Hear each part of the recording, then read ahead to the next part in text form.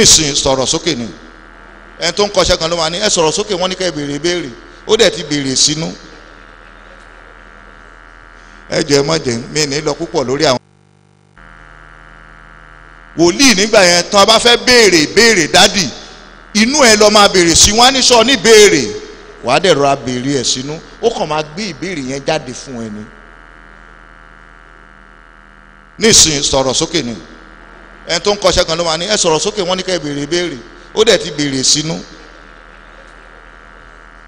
ẹ jẹ́ mọ́ jẹ́ mi ní lọ púpọ̀ lórí àwọn wòlíì kán bá jíṣẹ́ fún mi kí n tó lọ. hallelujah o. kwaya àná ó ti yàtọ̀ sí tòní. kwaya àná tí ẹ bá ń gbé igbá ọpẹ́ bọ̀ bẹ́ẹ̀ jó 20 kwaya máa wo nǹkan tẹ́ fi ń gbé igbá ọpẹ́ bọ̀ wọ́n á dẹ̀ wà nínú ẹ̀mí wọn ò arrange orin wọn wọ́n á dẹ̀ máa kọ́ tó máa bẹ́ ẹ lára mu níbẹ̀ lọ ti máa rí tí ènìyàn tó ń sọpẹ́ á dẹ̀ máa ṣe kí ni a máa ké torí pé orin yẹn ó bá ọpẹ́ tó ń bá bọ̀ lọ mu. àwọn àgbà tó wá fẹ́ gbọ́pẹ́ àwọn náà wà nú ẹ̀mí they don't need to tell them anything wàá rí i pé ìbéèrè yẹn máa bá lọ ní ìṣẹ̀mọ́ tá à ń ṣe incantational ni wọ́n mú ìmọ́lẹ̀ wá Olúwa tan ìmọ́lẹ̀ sí ayé wọn kí ló tún kù bẹ́ẹ̀ wọ́n mú oyin wá Olúwa fún oyin sáyé wọn àtùpà rẹ̀ máa bọ̀.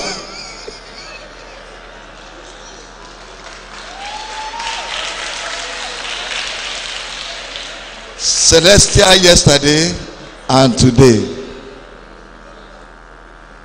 Hallelujah. Àwọn akọrin wa wọn ò kọrin gidi mọ́ o. Ẹ jọ̀ọ́ tẹ́ bá fẹ́ test wọn ẹni kí wọ́n máa kọ àwọn old records. Ní last year tá a fẹ́ ṣèkórè mo dìídì ra kíní MP3 tí wọ́n kọ gbogbo orin Celestial sí mo wá pín fún àwọn ìjọ káàkiri mo ní tẹ́ bá fẹ́ ṣe competition orin mú ìkan nínú orin yẹn just one track out of it ẹ wá kọ wọn ò show up wọn ò wá ṣùgbọ́n tán bá ní kán wá lu àlùjó so that wọ́n á ta fújì sínú ẹ̀ wọ́n á fi orin lágbájá sí wọ́n á èmi ò mọ̀ mọ́ where are you ẹ jọ̀ọ́ tí n bá ti wá ṣe ẹ kọrin fún mi o ẹ má sọ pé torí mo bá yín sọ̀rọ̀ o. Kò rí bẹ́ẹ̀ mọ́ nísìnyí.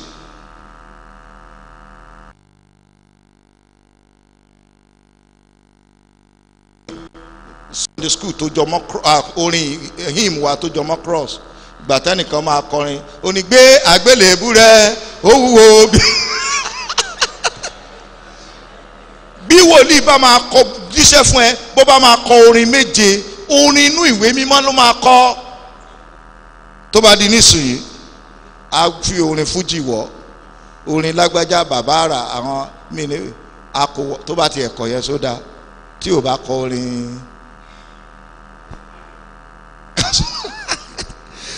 You see, things have changed. The Celestial we used to know is no longer it again. Láyé ìjọ yẹn tá a bá máa wọ cape wa dádì cape akọrin a máa kúnlẹ̀ wọ ni tó bá fẹ́ bọ wàá kúnlẹ̀ bọ ni. Wọ́n á kàn fling ẹ̀ báyìí.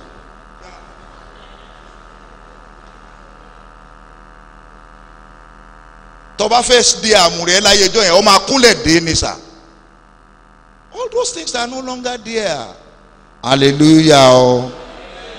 So níbodè tá à ń ṣe ń gbà yẹn náà la ṣe ń ṣe nísìnyí. Ó ti yàtọ̀. Àwọn oníbodè nísìnyí wọ́n fẹ́ pín lára nǹkan pẹ́. Tẹ́ ẹ̀ bá fún wọn wọ́n bìlí pé right àwọn ni láti pín wọ́n á mú ni ẹnìkan ló bá mi ṣiṣẹ́ wọ́n wá fi ẹ̀pà yíyan yẹn wọ́n fi ṣe ọ̀pẹ student mi dẹ̀ ni so ṣe mo like gàrí mímu gan mo kàn wọ school njọ́ yẹn mo kàn ní gàrí wù mí mu mo rí kíní yẹn gbà tí wọ́n fi ṣọpẹ́ ìdérí green ni but all of a sudden nínú ọpẹ́ yẹn mi rí mọ́ so mi dẹ̀ fọ́nrẹ̀ mo wá wọ school njọ́ yẹn mo wá ní àwọn ọmọ yẹn mo ní ẹ get gàrí fún mi store mo ní ìdẹ̀pà this same person wá lọ ó fẹ́ ṣe mí lóore ó wá lọ mú ẹ̀pà yẹn wá mo wá fi hàn Adépégbà pé sọ́rí ẹ̀pà yìí wọ́n fi ṣọpẹ́ ni ẹni yìí dẹ̀ mú wá sí school. He ceased to be my assistant right from that day. Somebody I cannot trust.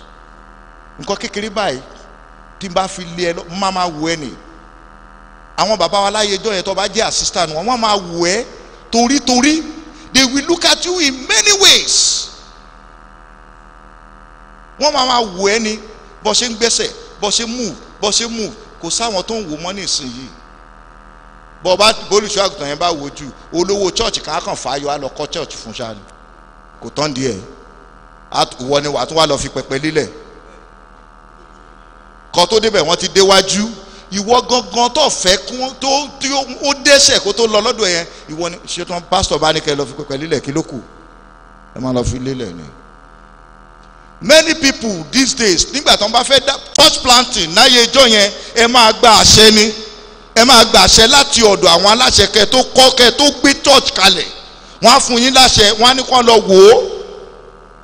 Nígbà tó yá àwọn àgbà kan ló dàrú wọ́n gbé church kan síbì the next street church kan wà mẹ́ wọ́n á ní kó lọ wo kí ni distance ẹ̀ ẹ mọ tí wọ́n ṣe wọ́n á wá rìn báyìí wọ́n á lọ báyìí wọ́n á lọ sọ́nà míì wọ́n á padà wá wọ́n á wá bí wọ́n á ní bàbá ó tó máìlì mẹ́ta á ní ẹjẹ́ ò lọ dáálẹ̀. Wọn ò mọ̀ pé ìgbà tí wọ́n ń ṣe yẹn àwọn ọmọlẹ́yìn wọn náà ń wò wọ́n. Olówó kan nínú church ló dẹ̀ máa ó kọ fún wòlíì yìí àwọn náà kọ fún wòlíì yìí wọ́n wá ń kígbe ní ìsìn pé landlord shepherd ó pọ̀. Kílẹ̀ ń kígbe àwọn olówó church yìí ló kọ̀ ọ̀sẹ̀ náà. Many of them aided those people. Àwọn àgbà àwọn náà ti wá di àgbà nísìnyí. Then what they did is now biting over. Ṣé kìí ṣe olówó ló ń kọ́ ni? Ẹ lọ gbọ́ history àwọn churches káàkiri now. Hallelujah. Lastly, ẹ jọ̀ọ́ mo like church yìí ẹ lọ fi railings sí any decoration tẹ́ bá ṣe fi railings síbẹ̀. Ìpín ti Jésù nìyẹn o. It's very very important. Ìpín ti Jésù nìyẹn. Thank you very much and God bless you. Ẹ ṣé púpọ̀.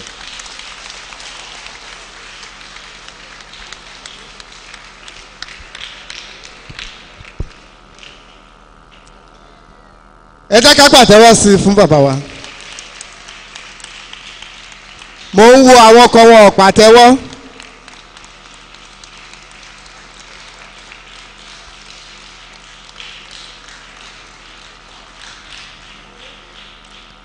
Tí a bá ní tanra wa jẹ. 600 ní kọ̀ọ̀kan nínú ìwé yìí. If you want it, it will go round to you. Thank you very much. Tí a bá ní tanra wa jẹ, mo mọ̀ wípé a ti gbọ́ ọ̀rọ̀. Ó dẹ̀ wọ̀ wá létí. A sèso rere lọ́kàn wa. A sèso rere nínú ìjọ wa. A so èso rere láyé wa. Àyè máa wà fún ìbéèrè ṣùgbọ́n kó tó àkókò ìbéèrè yẹn wọ́n pe special venerable Ṣèyí Ṣóbándé wọ́n ní àwọn àfikún àti àlàyé kan láti ṣe fún wa. Ẹ ká pàtẹ́wọ́ fún wọn. Thank you very much. Please permit me to stand on the existing protocols. The lecture is titled Celestial Church of Christ Yesterday, Today and Tomorrow. I felt with consultation with some people that our lecturer will concentrate on the spiritual element, which he has done justice to. Please, a round of applause for him once again. And like I said, our young ones are concerned about this church. And I'm glad that more of them are now around. I've also seen representatives of some student parishes, Funab, Moshood Abiola Polytechnic, etc. And the young ones, the youth organization in various branches in Ogun State are also here represented. They are not here in the larger numbers that we would have wanted, because most student parishes, although I have told them to stop calling themselves parishes, that they are fellowships. Daddy Watomba Bojuto won meti bere kini take one lori nomenclature yen. Baba de inka ma wari later ki mo boya parishes lo e ko ma je abi fellowships. A lot of them have programs this week in Kontinwonshe around, but they have representatives here. You are all welcome. The little take on Celestial Church of Christ tomorrow will be my own little, I won't say intellectual contribution, my small contribution to the lecture. My contribution to the lecture, Celestial Church of Christ, yesterday, today, and tomorrow, is simply to focus on what I believe will be our concern for the future. The Catholic Church is the oldest of all churches. The convention of all the conventional churches, but it has been able to protect its existence by maintaining a solid financial base, sustained through one, a solid structure which clearly delineates responsibility, authority, and accountability. It is for us to find out in our mind which part of this we have in our church. My contribution, with due respect to our elders here present, is for the elders to take away some token and use in their discussion while meeting concerning the progress of this church. 2, a strong identification with the numerous talents that abound in the church through the professions of members of the laity. The Catholic Church, for example, maintains a variety of strong organizations. The Catholic Church has hospitals, it has shopping complexes, it has petrol stations, it has schools. What is our church doing? And it's now no longer the Catholic Church alone. Several other churches have sprung up and are developing. If you enter Covenant University, which belongs to Winners, as soon as you enter the campus, you are on Wi-Fi. You can get the internet. A simple ATM-like card is used by all students to shop for food, to shop for books, to enter their hostels. The technology is homegrown for them. All furniture used inside Covenant University is produced within that estate, because they utilize their carpenters, they utilize all their professionals for different things. We have estates in Ketu, we have estates in Imeko. What are the contributions of our own professionals? Apart from commercialization, there should be regular conventions, maybe annual or biannual. There should be retreat exercises where we all gather together and discuss the progress of the church. What have we done wrong? What are we doing right? How do we move forward? At the end of this, I'm not saying that there isn't something like it, but I believe we can improve on what we are doing. At the end of it, there should be a documentation. This henceforth is what we will be doing. A lot of the things that we fight about because there were meetings and somebody comes with word of mouth to say, I attended a meeting last week and pastor said so and so. Pastoral proclamations should be after due consultation so that the proclamations will not be too dynamic or too flexible, changing every now and then. They should be done only after due consultation, analysis, and so on and so forth. And then when they are done, they should be written. There should be decree papers which come out that every member of the church will respect. Also,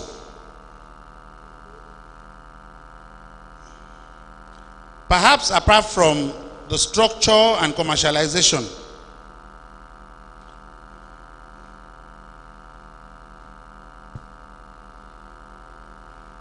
we can borrow a leaf from what the Redeemed Christian Church of God practices. A lot of parishes, our dear father, this would have gone directly to Babanuna, but Babanuna is here. A lot of parishes are groaning, complaining about the financial situation. Where there are 100 parishes, we started contributing 1/3 when the church came into existence with very few parishes. If there were 100 parishes, let us say their earning is roughly the same amount. Let us say maybe 900,000 naira. You divide that by 1/3.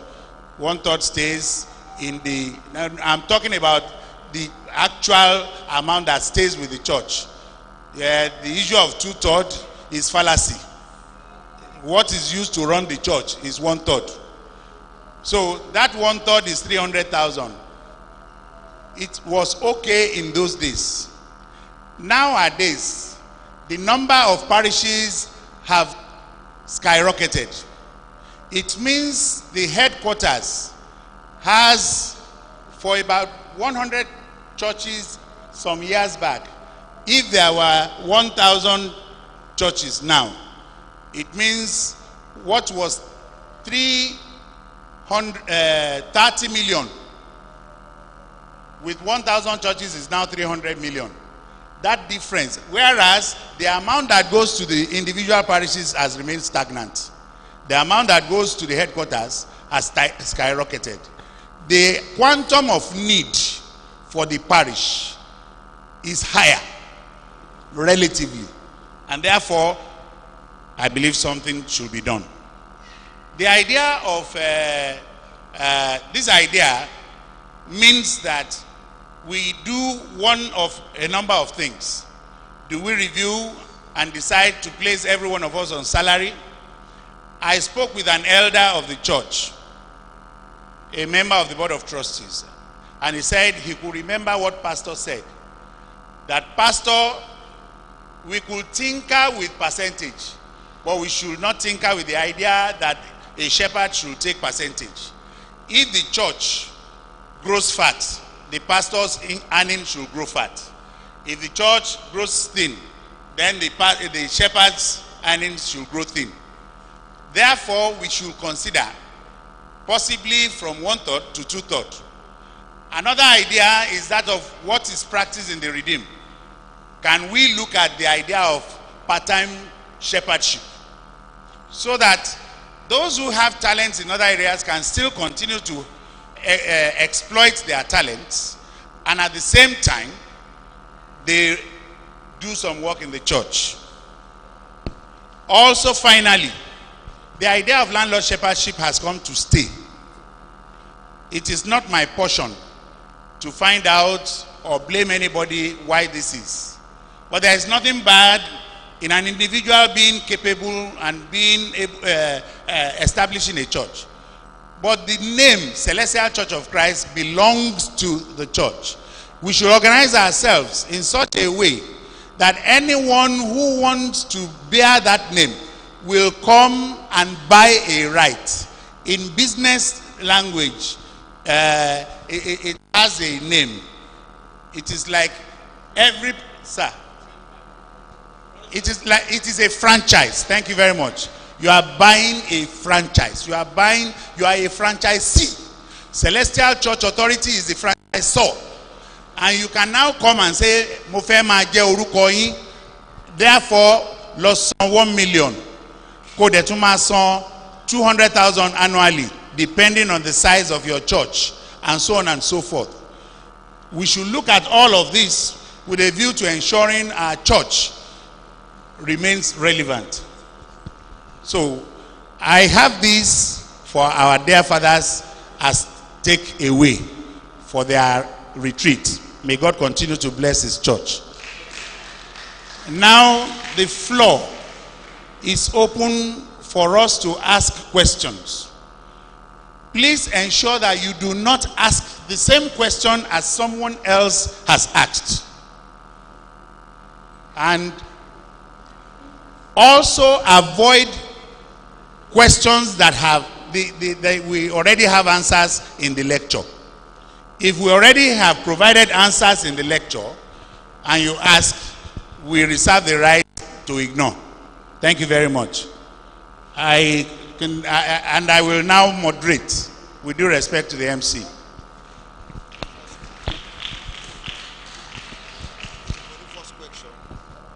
Our Father in the Lord, we must give honor to, yes sir, our Father in the Lord. The lecturer says he will ask the first question. All I want to say is, please put your points in detailed writings and let us have it. Thank you very much. Thank you, sir. Thank you very much. It will be done. Special Venerable Tade Bello, can we make use of the second mic, please? Not working. Sir, Baba wa, ọ̀pọ̀lọpọ̀ wa ń bí ìlà ní báírò lọ́wọ́, a ní báírò lọ́wọ́ láti kọ sílẹ̀, and tá bá ń ṣe lecture fún advantage àwọn èèyàn ni láti mọ nǹkan tó ń ṣẹlẹ̀, láti mọ ibi tá à ń lọ. Ṣé ó yàtọ̀ sí class? Kéèyàn wà ní class is different. So I want to seek your indulgence pé in whatever way tóun fẹ́ bèrè question, you please allow him to ask. Thank you. Wọ́n ní ká kọ sílẹ̀.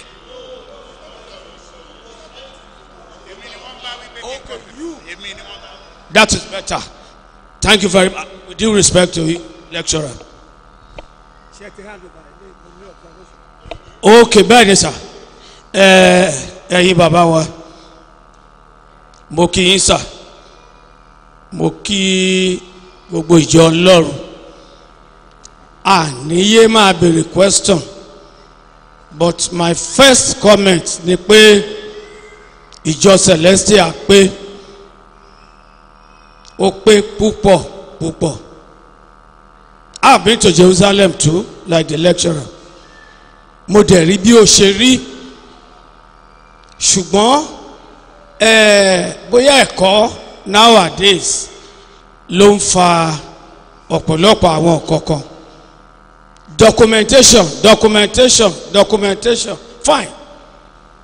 The Bible came about 500 years after the death of Jesus. Nbo ni documentation yẹn wà ń gbà yẹn, àbí àìfẹ́ tẹ̀lé òfin àti ìlànà ló ń ṣe wá. Baba Bada came here one time where he was alive. Wọ́n dúró síbí, wọ́n sọ fún wa pé òfin ní ìlànà ní òfin. So mo wá fẹ́ bèrè sà wípé báwo ni a ṣe lè ṣe é tó jẹ́ pé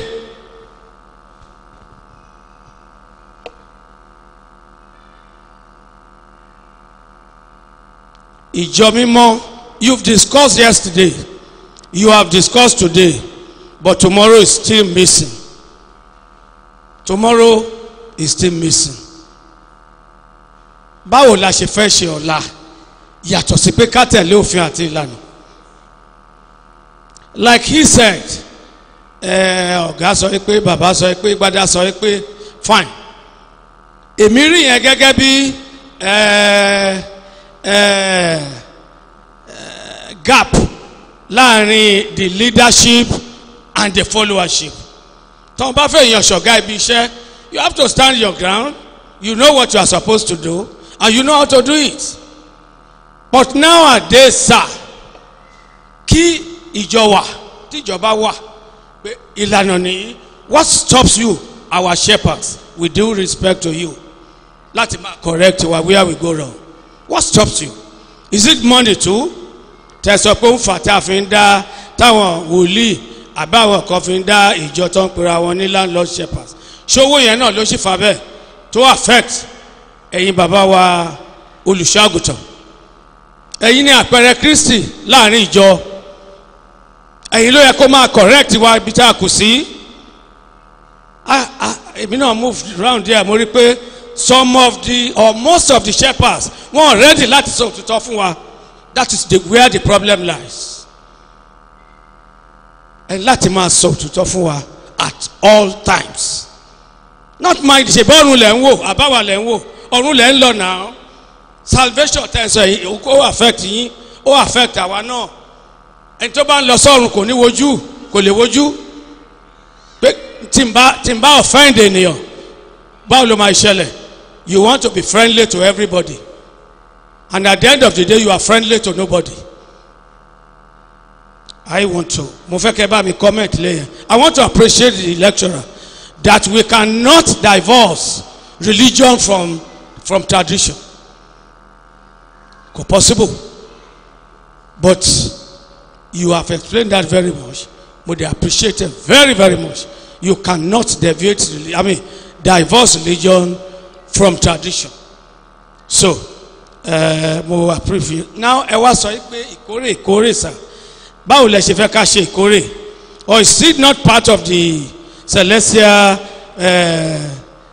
foundation something kí ẹ má bàa kó ìrẹ̀wẹ̀sì bá ọkọ̀ àwọn kan pé lecturer ti sọ pé ìkórè nìkan là ń face you need to explain further sir teach us further tell us what we are supposed to do láàrin ìkórè what we are not supposed to do láàrin ìkórè ìyẹn lọ bẹ́ẹ̀ sà nowadays ẹ ti sọ díẹ̀ sà pé irùngbọ̀n pé ká máa hu irùngbọ̀n there was a day olùṣọ́ mi kan gbé mi lọ sọ́dọ̀ baba bada blessed memory ní Kétu nǹkan tí baba kọ́ rí lára mi ní irùngbọ̀n pé irùngbọ̀n yìí nǹkan lọ fà dànù but nowadays àwọn youth sọ irùngbọ̀n ló pọ̀ lára wọn jù báwo la ìfẹ́ ṣe sà tá a máa keep to that subject sọ yìí náà ṣé irùngbọ̀n yẹn sì ó ti di part of the system so that they can Islamize us. I think I should stop there. Thank you very much. We will take about 3 or 4 questions. The lecturer or other personality will be taking notes, and then at the appropriate time they will provide answers. The young man, please come forward, identify yourself, and briefly ask your question.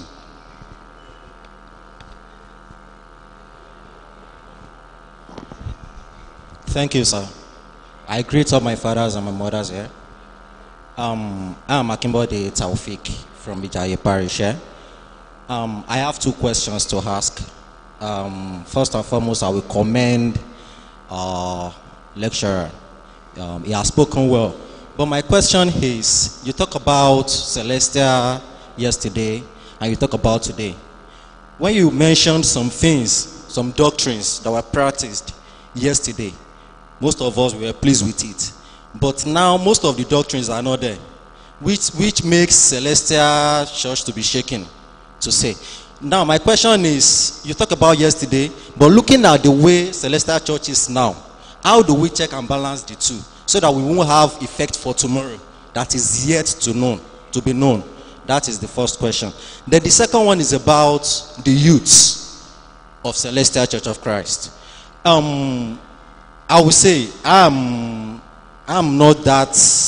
I'm still new. I'm still a baby of Celestial Church of Christ, but I'm proud to be a member. I'm proud to be one. Now, my question is, me looking at the youths and the way things are in Celestial Church of Christ presently, the youths are sidelined. Some things are kept away from the youths. The youths are not carried along. Sir, how do we do this? How do we, because it's more like that, some things are be hidden from us. Now, how do we get these things? And because most of us, when they say it, it's like, I don't have time for it, I don't want it. But how do we go about all these things? We want to be carried along. We want to know these doctrines so that when they go, we know how to step, we feel the shoes. That's my question. Thank you, sir. Before our mom is here, things have to have focus. Our first daddy that spoke has general questions. Bàbá wa tí wọ́n kọ́kọ́ bá wa sọ̀rọ̀, àwọn ọ̀rọ̀ wọn ó general. Nísìnyí, àwọn ọ̀dọ́ tó jẹ́ pé àwọn gangan ni wọ́n put pressure lé wa lórí tá a fi mú tọ́pìkì. Lára wọn ti bẹ̀rẹ̀ sí béèrè. Mo dẹ̀ ti rí pé àwọn màmá wa náà fẹ́ béèrè. Ká tó kúrò lórí issue ọ̀dọ́ yẹn, mo ti rí pé ẹ̀yin bàbá wa náà. Mo fẹ́ kí màmá wa kan tó lọ sí program lára àwọn fellowship kó mention lára irú béèrè tí wọ́n béèrè lọ́wọ́ òun. Màmá wa Aunty Bisi, Mother Celestial Bisi Olúwafẹ́mi. Mo rí màmá wa kan tí wọ́n jọ wọ́n ni. Ọ̀dọ́ mi tó wà lẹ́yìn, ọ̀dọ́ lóbìnrin. Ẹ̀yin màmá ẹjọ́ ẹ má bínú ẹni sùúrù. Ọ̀dọ́ lóbìnrin kó wá síwájú. A young person. Ẹ súnmọ́ wájú díẹ̀. Ṣàkọrin ló wà bí?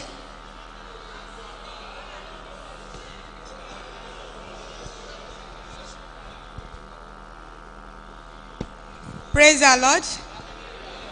Orúkọ tèmi ni arábìnrin Fúnkẹ́ Kókà. Though part of Celestial ni mi, but mi ò kì í ṣe ọmọ ìjọ.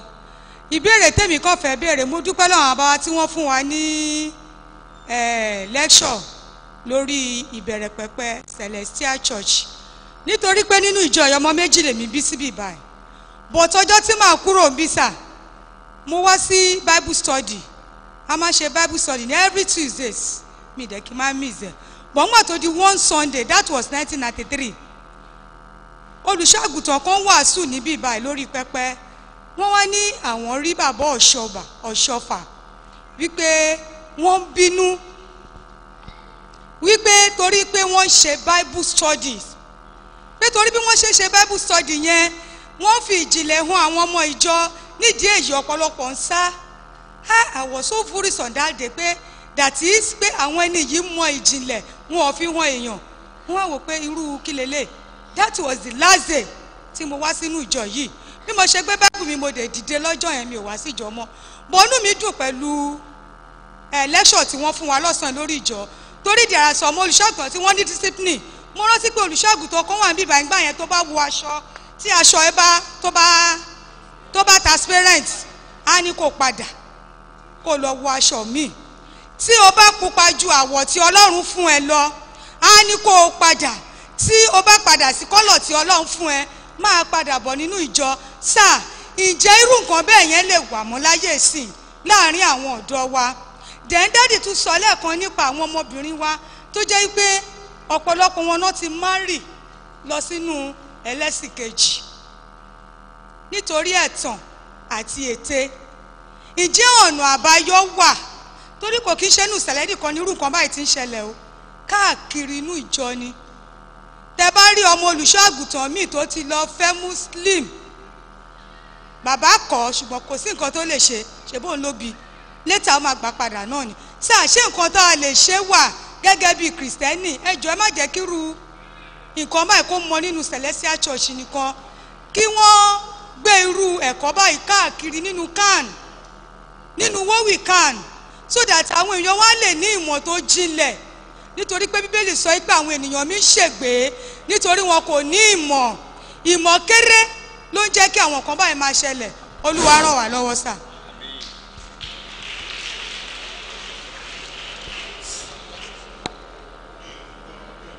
Okay.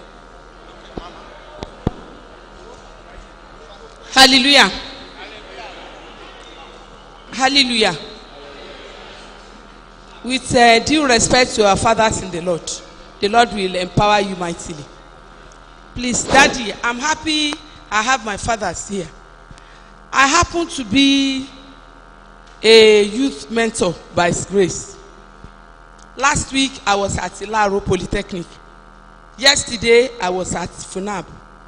I lectured for 1 hour, and the question and answer lasted for 3 hours. And I couldn't answer some of the questions. One of the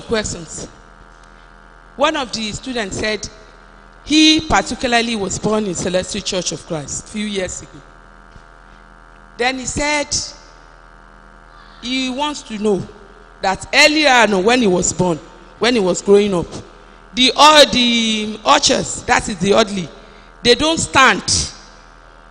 They will kneel down when the congregation will kneel down. But now, in some churches, they will stand up. He said, which one is the right one? I said, I don't know. Thank God, this type of a program is coming up at Ijai. I will ask from our fathers. That's number one. Then number two, and somebody asked the question about leadership, and I said you should forget about that. That is too young to go far. Even myself, I cannot ask that question. That what is going to happen about the leadership of the church now that Baba Mafodikon is dead? That what is going to happen? I said it is out of our question. Then the most important one, he said, can there be a forum where the fathers, like fathers sitting down here, that they want to plan it, that they will invite the fathers to have a forum whereby the younger ones, especially our youth, will be in the gathering and questions will be thrown to them and they will be ready to answer them. Please, I want to know if it is possible, sir. Nítorí àkókò gbogbo wa la ní ìbéèrè láti béèrè à fún èèyàn kan tàbí méjì láàyè sí. Ok ká má bàa gbàgbé ẹ jẹ́ kí bàbá wa fún wa ní ìdáhùn sí àwọn tá a ti béèrè. Hallelujah. I have my please. Mo ní àwọn ẹ̀rọ àgbà mi níbí yìí. Yes sir. Wọ́n ní kẹ́ wá sọ bàbá. Ó yá sir, bàbá wọ́n lè lọ. Ẹ sọ. Hallelujah.